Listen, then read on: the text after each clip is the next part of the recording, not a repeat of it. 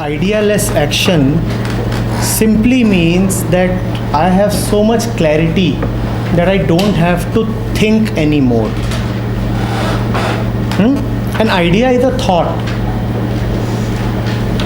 An idea is a thought. I am so damn clear that thinking is no more required. That is idealess action. I have understood so deeply that I do not need to ideate anymore. Such action is creative action, fresh action, because in any case, all thoughts, all ideas can come only from the stuff that is already stored in the mind, right? We know that. So any action coming from an idea will be an action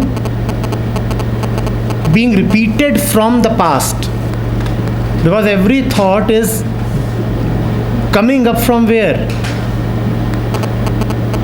Its roots are in the past. Idealess action means fresh action, lively action, not a repetitive thing, not something that is coming from habit, not something that is coming from confusion, because when there is confusion, there is a lot of need to think. Don't we think a lot? A confused man would be thinking very hard.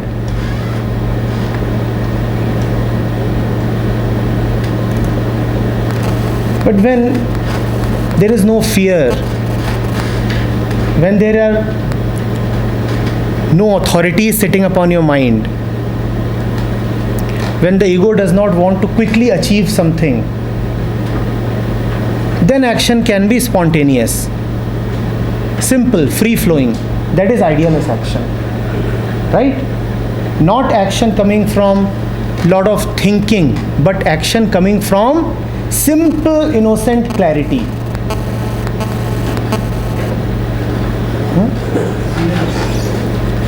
Zeroness simply means that which I perceive to be true is not really true, it is only dependently true. So I perceive it to be something, it is not something, it is just zero. Zero means nothing. I perceive the world. It can be understood in many ways. Let's take one. I perceive the world. I perceive the world only through the senses. This piece of furniture cannot be said to exist if I cannot see it. Assume I cannot see this piece of furniture. Assume that when it is hit, there is no sound. And assume that it cannot be touched either. It cannot be seen, it cannot be touched. Would you still say that it exists? Would you still say that it exists? So all the existence that you see around you is dependent simply on your senses. It is not absolute, it is relative to your senses. If the senses change, then the world will change. And that is so. There are so many frequencies that you cannot hear, but dogs can hear. For them there is sound, and you will say there is silence. You can hear only between 20 hertz and 20,000 hertz. Dogs can hear beyond that. For you, what is silence is noise to the dog. Your eyes can see wavelengths only between 4,000 and 8,000 angstrom. 10,000, you will say infrared. You cannot see, but there are so many birds that can see. For you, there is pitch, dark, blankness. For the world, for the bird, the world is bright. There is still brightness. So the world for you exists only with respect to your senses. If aliens come here, they will see an entirely different world. Their world, in fact, need not be even three-dimensional. It can be an n-dimensional world. For you, there is time. They may have something else. For you, time has a certain speed. For them, the speed of time may be totally different. So, the world as we perceive it is not quite real, this realization is called zeroness. It is zero. What I think to be something is zero, nothing. But zeroness does not mean that there is nothing. Zeroness only means that what I think to exist is only dependently real. It is not unreal. It is dependently real. So it said it gets absolutely everything and absolutely nothing. This sentence, वही सब है और वही और वो कुछ भी नहीं है और भी वही सब है, बस जो सेंटेंस में लिखा है पेपर में. What?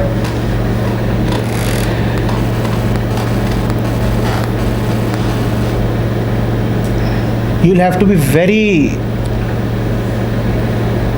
meditative, very silent to understand this.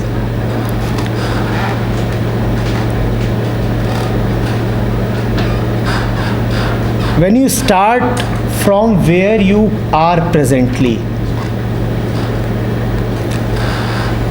and you inquire, then you find that all this is not what it appears to be.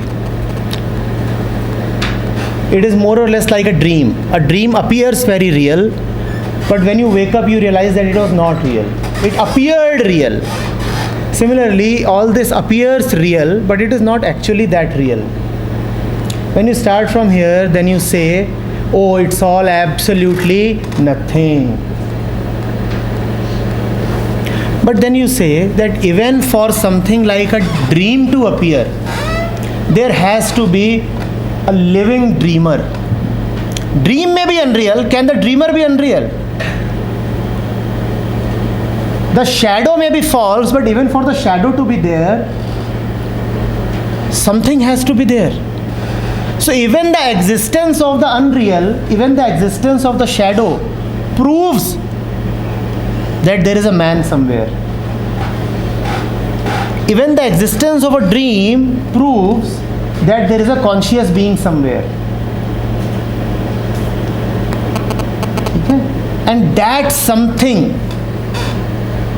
which is real but expresses itself as unreal is called absolutely that, everything, absolutely yes. It's like this. There is that which is, but it appears as shadows and dreams and many other things. It appears as the world. If you think that the world is real, then you are mistaken. Then the world has no value. But when the world is an expression of that reality, then the world is great, wonderful, enjoy it.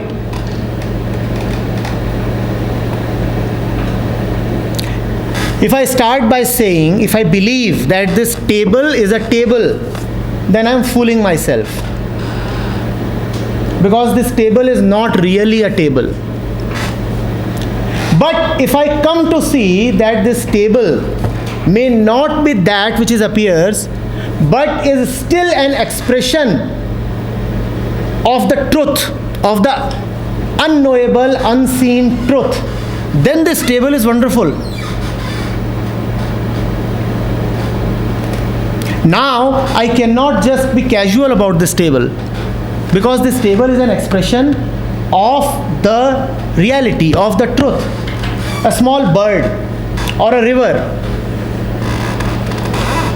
If the river is just water flowing, then it is just a sensory perception to me. And we have just discussed that whatever is a sensory perception is just dependently real.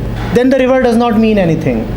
What worth does the river have? But once you come to realize that the river is actually a manifestation of something else, there is something that is expressing itself as the river, then the river becomes sacred. Then you can worship the river. Now the river is an expression of that absolute. That absolute is manifesting itself, showing itself up as the river, as the bird, as the sand, as the table, as you and me. Now the world is a totally different place. Now it has become bright. You can love the world. Somewhat clear? Yeah? A little bit